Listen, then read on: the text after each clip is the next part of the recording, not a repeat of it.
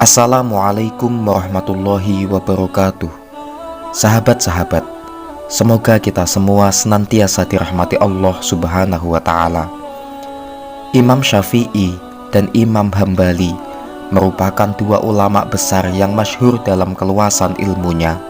Bahkan mayoritas umat Islam di seluruh dunia menjadikan mazhab keduanya sebagai rujukan dalam beragama, di samping dua mazhab besar lainnya, yaitu mazhab Hanafi dan mazhab Maliki.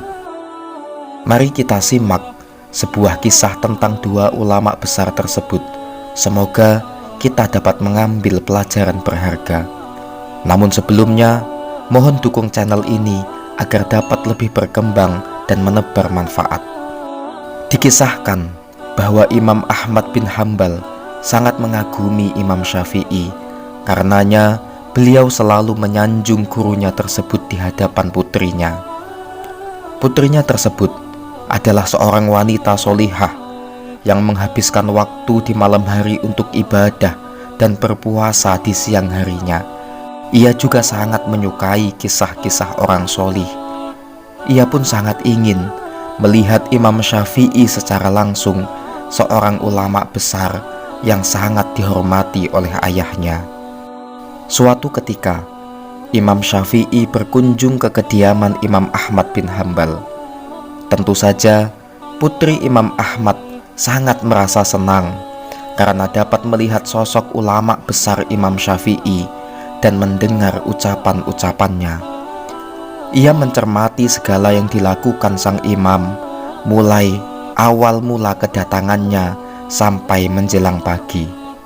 Ia pun dibuat kecewa lantaran apa yang ia pahami selama ini tentang Imam Syafi'i sangat berbanding terbalik dengan apa yang ia saksikan secara langsung. Maka di pagi harinya, sang putri bertanya kepada ayahnya, "Wahai ayahku, apakah benar ia adalah Imam Syafi'i yang sering engkau ceritakan padaku?" Imam Ahmad lalu menjawab, "Tentu saja, dia adalah Imam Syafi'i, guruku, seorang ulama yang sangat aku kagumi." Sang putri lalu melanjutkan, "Bagaimana bisa, wahai ayahku? Aku melihatnya sendiri. Ia tidak melakukan ibadah sholat sunnah di malam hari, tidak juga berzikir, dan hanya tidur sepanjang malam. Aku juga melihat 3 keanehan darinya." Imam Ahmad kemudian bertanya, "Benarkah wahai putriku? Keanehan apa yang engkau dapati dari Imam Syafi'i?" Sang putri kemudian memaparkan, "Pertama, ketika kita sajikan makanan, ia makan sangat banyak dan menghabiskannya dengan lahap. Hal ini terlihat kurang pantas. Kedua, ia tidak melakukan ibadah malam dan hanya tidur terlentang sampai menjelang fajar. Dan yang ketiga, ia sholat subuh bersama kita tanpa berwudu." Pada siang harinya, Imam Ahmad menanyakan ketiga hal tersebut kepada Imam Syafi'i saat keduanya sedang berbincang-bincang. Lalu Imam Syafi'i berkata, "Wahai Aba Muhammad, memang semalam aku makan banyak karena aku tahu bahwa engkau adalah seorang yang mulia dan memakan makanan orang mulia adalah obat. Jadi aku makan bukan untuk kenyang, melainkan karena aku menghormatimu dan berobat dengan makananmu. Adapun semalam aku tidak sholat malam, itu dikarenakan ketika aku meletakkan kepalaku untuk tidur, aku melihat seolah-olah Al-Quran dan hadis berada di depanku. Kemudian Allah membukakan kepadaku 72 masalah fikih yang kususun untuk kemaslahatan kaum muslimin.